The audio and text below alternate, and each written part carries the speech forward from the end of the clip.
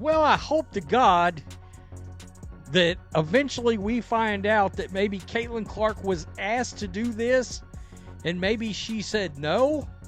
Because if that's not the case, then the WNBA and the Players Association, the WNBA PA, and the league, to be honest, continue to disrespect the far and away biggest draw that this women's hoops league's got that they've ever seen. Imagine this, you're the face of the league and still get snubbed like an intern. You're breaking records, selling out arenas, headlines are your second home. And yet when it's time for the WNBA to roll out new merch, you're left off the promo like you're some intern on their first day. That's exactly what just happened to Caitlin Clark. In a move that's lighting up the internet.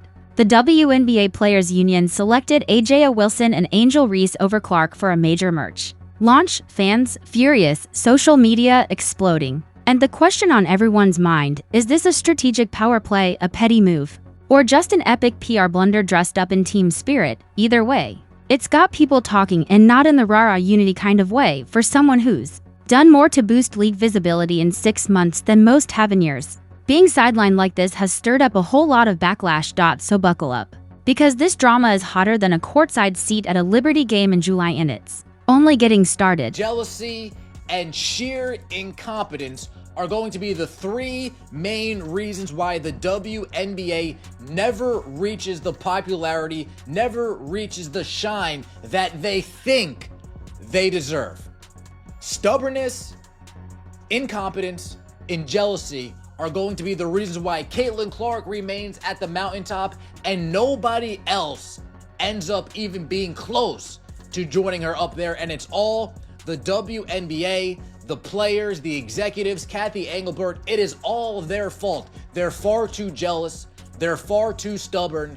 And from a business sense, they are all far too incompetent. What am I talking? They could have handed Caitlin Clark the crown, but instead, they lit the throne on fire. WNBA could have done the obvious, handed Caitlin Clark the crown, a throne and a warehouse full of sold-out merch. She's the biggest draw the league has ever seen, but instead, they pulled a move so transparent it practically shouted, "We'd rather sink the ship than let her steer it." When the WNBA Players Union unveiled their shiny new merch campaign and conveniently left Clark, the league's top ticket seller and walking highlight reel, out of the spotlight, fans didn't need a press release to read between the lines. This wasn't about strategy, it wasn't about timing, it was about making a statement. And it wasn't a celebration. It was petty o'clock with a full side of performative unity. Instead of embracing the player who's brought unprecedented attention, revenue, and energy to the league, the campaign felt more like a deliberate snub than a branding oversight. And now, the internet is ablaze, not just with confusion, but with criticism, and for good reason. Clark doesn't just deserve to be included, she is the moment. But this was anything but. Their biggest draw, their biggest revenue churner, the biggest ratings, viewership draw, attendance draw, the whole, if it's a draw, Caitlin Clark's bringing them in droves and lined up to come in the door. I'm awaiting a record, some kind of a record rating for her return the other day against the Liberty. I'm awaiting for that viewership rating to come in for television.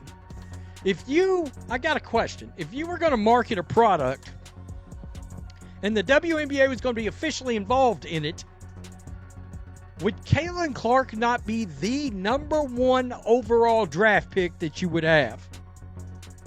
Well, to the Players Association and the people involved with it, I guess not. And this is baffling to me. It's terrible business. It is failed business.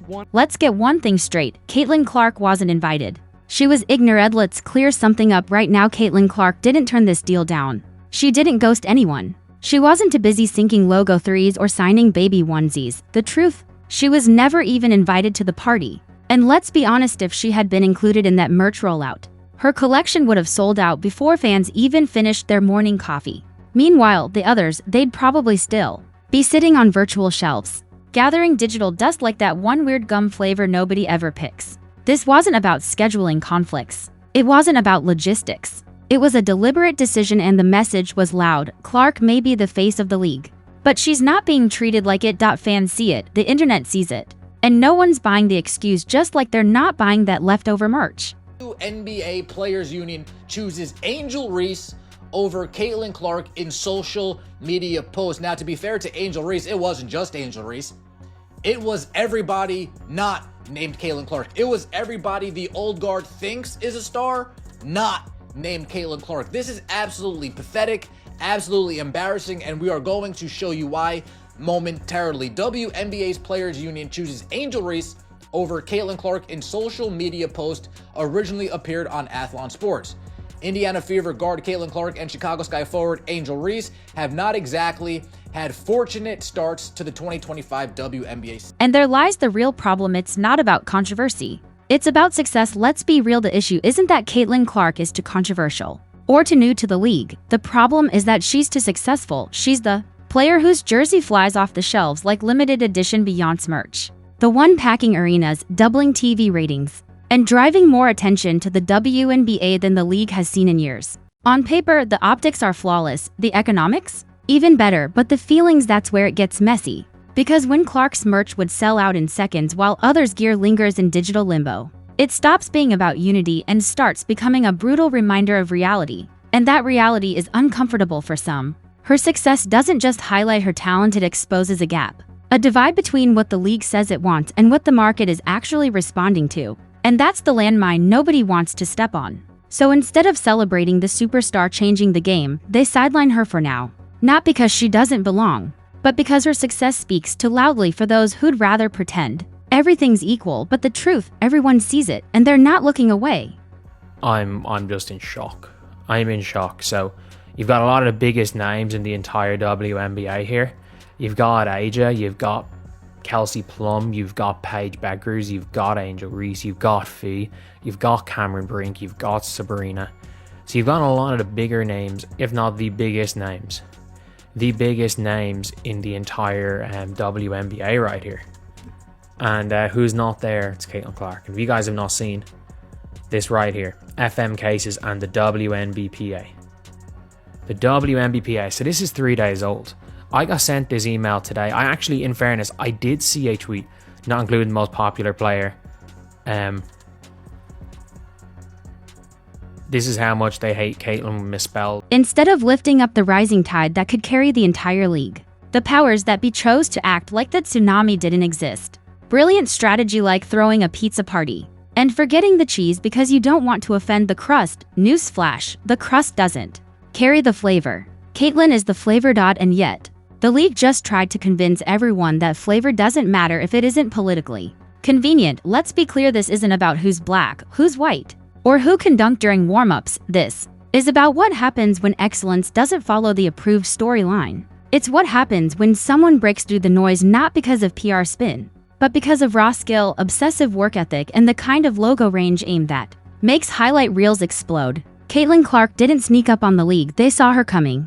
They just didn't want her to arrive, and now that she's here, they're fumbling every opportunity to embrace her, without admitting she's reshaping the entire game. So what's the strategy? Apparently, it's passive-aggressive exclusion wrapped in a shiny bow of corporate cowardice. Aja Wilson and Angel Reese got the merch nod, and yes, they're incredibly talented, marketable, and deserving stars in their own right.